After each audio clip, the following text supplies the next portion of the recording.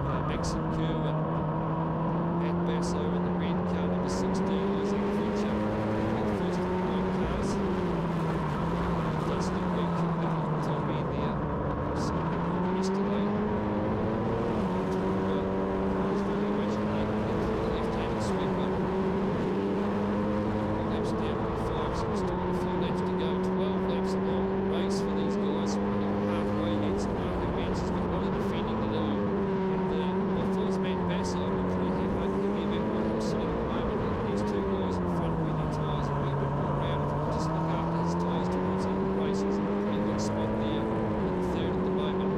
But we'll still continue for fifth and sixth. Campbell Owens, Jacob Ryan, Jacob Beck just sets the fastest lap of the race. 106.1 from 10th place on the grid. So just goes to show that with all the sixes, those top 10 cars are in the 106 second bracket. In fact, a couple of them are only in the sevens.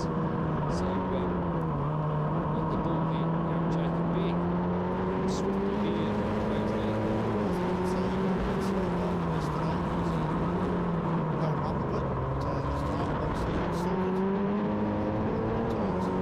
Still continuing down the headwind through the left-hand sweep. It's Marco Benson in there, number 69, down through the picnic car. Kerwin there, not under any sort of pressure at all from Basso. He's still pretty happy just sitting there, Ricardo the 16. Back to Isaac Fletcher, like Campbell Owens having a dive, but Jake Ryan, one of them's had to take to the grass. I think that might be Brian. Oh, who's that? Is that, that's, I don't think that's, lost a wheel anyway. Just having a look and seeing if it is Dylan Peach that might have lost that wheel down there. Which would be unlucky for the young fella. Car number 39, I think. So he wasn't in that battle as he went past us. So I think Mark Peach, Dylan Peach has lost a wheel down there. Just double checking this group here that's on the screen. There's Jacob Beck and the other blue entry in the back. So there, there's Dylan Peach down there. So they just come back into the Carter's valuation here, but and it's still young fella, yellow flag out down at the end of the front straight. We may see a safety car, we'll just wait and see. At the moment it's a yellow flag.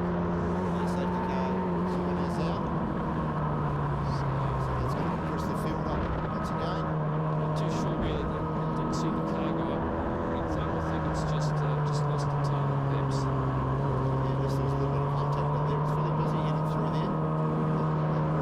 Normally if you see a bit of contact, one will go up in the air and you can see them flying around, so maybe replay. Either way, we're up behind the meantime, we're behind the Timaru Motors safety ute. And then Peach down there. See him on screen, he's okay. The car minus a wheel.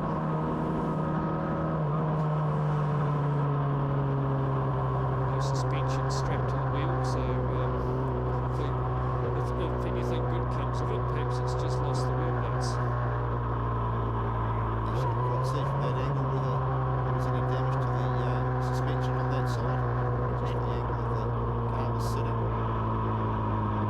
Car number 20 in the back there, still Olivia Lawrence continuing out there. Her best lap times at 109.3. So great condition actually. It was a red flag now, so they'll probably just about cool that with the red laps gone. Maybe not, because it's well, it's they've red flagged it with the New Zealand Formula 4 Championship, so they'll probably red flag it, so they've got a few laps to go towards the end.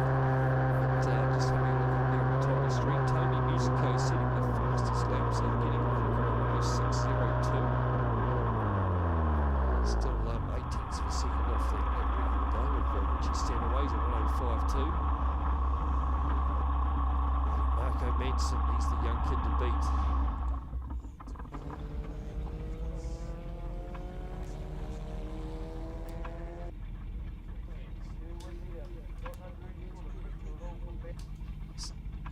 So we're just looking at a replay on the screen up here. We'll just see if we can see where Dylan Peach is. There's a bit of a touch between Isaac Fletcher and one of the other cars, and then I think he's just lost. I think he's just lost a wheel. I don't think there's any touch there at all. He just went straight off. So Yeah, that was all just mechanical failure there, I think, Paul. You're right. Just the loads come onto that corner of the car and the wheels popped off. So perhaps the overtime, there'll be a debrief, no doubt. But they'll be able to fix that and be back this afternoon. So still bad luck though for young Dylan. He's shown glimpses of brilliance there when he's on song. He certainly looked disappointed, didn't he? He's rather annoyed. It is what it is, but you can't help but feel sorry for someone that has mechanical failure like that. It's kind of out of your control, really. Okay, so it's still out in front. Marco Manson from Max and Kerwin, Mathew Basso in third, Isaac Fletcher sitting in fourth, Campbell Owens fifth, Jake Bryant's in sixth. Gone down a spot in that last lap. And Toby Musico, one of the Australians, in seventh. Semi Stendari, he's there in eighth. Jacob Beeds moved up to ninth. And then William Beck rounds out the top 10 at the moment. With by the time they come round, should have 4 laps left to run, which will be 3 laps, you reckon? Yep. It'll be 3 lap sprint. So lights are out on the Timaru Motors safety car. Darrell also missing that nose cone as well. Yes. Interesting now that the field's compressed to see what happens there. So we're in the hands of Marco Manson. Let's see how he handles another restart here. He's going very slow, the car's bunched up in behind, just about gearbox to gearbox.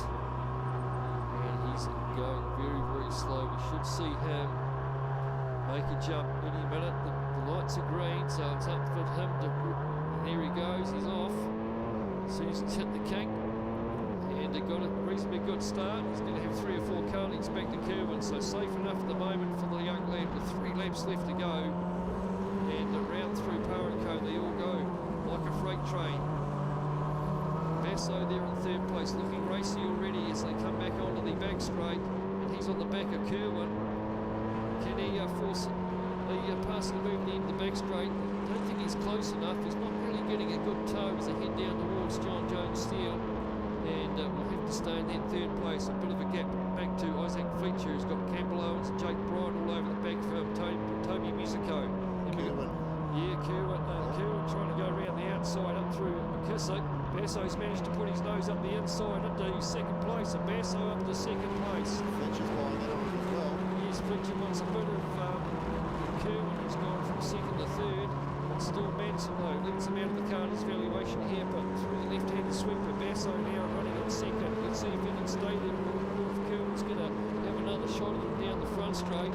He's not going to be close enough anyway. He's got to be right on that gearbox as they come through that kick into the braking zone. Someone in the background having a bit of a dive, but it's still Manson leading with 2 laps left to run in through Marshall Transport Sweeper. Now it's Basso who's going to come under some pressure from Kerwin down towards the end of the back straight. He's starting to get a bit of a toe. Here he goes left.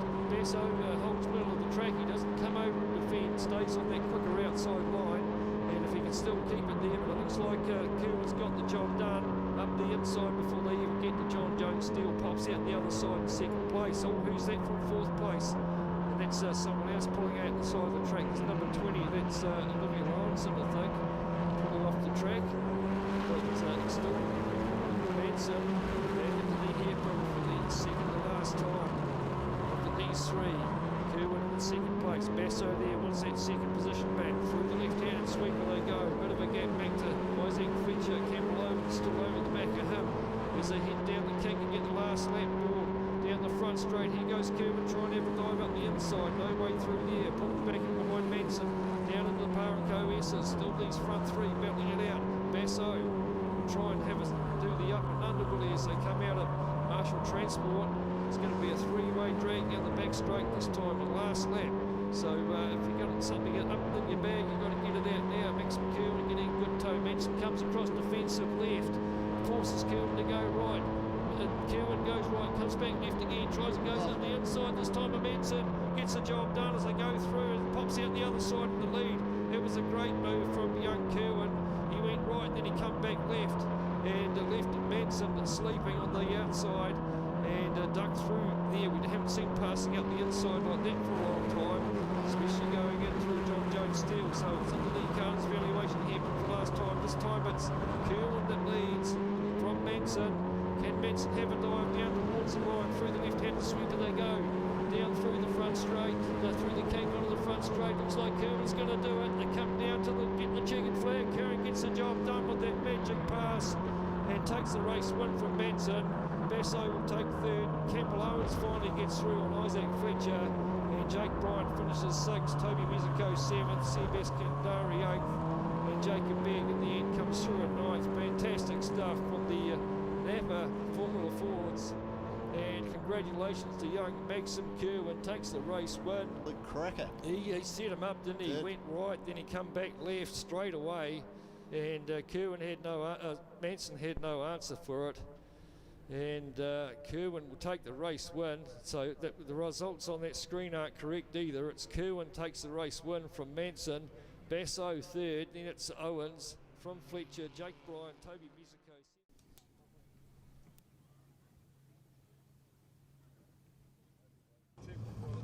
So I'm just here with Mathew Basso, P3. A pretty tight race at the front there. I mean, you sat in three and watched the other two in front. Pretty hard, pretty tough.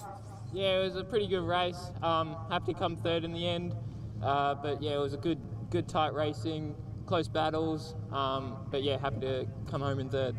So for the season for you, where does that put you now? Not too sure. Just looking to get as much points as possible. And yeah, we'll see how we end up after this round. And you must be happy with the weekend? Yeah, pretty happy. Yeah, pretty happy with that result, yeah. So they're just weighing the cars, so we're going to try and get the P1 once he's out of the car. Yeah, got P2 out of the car.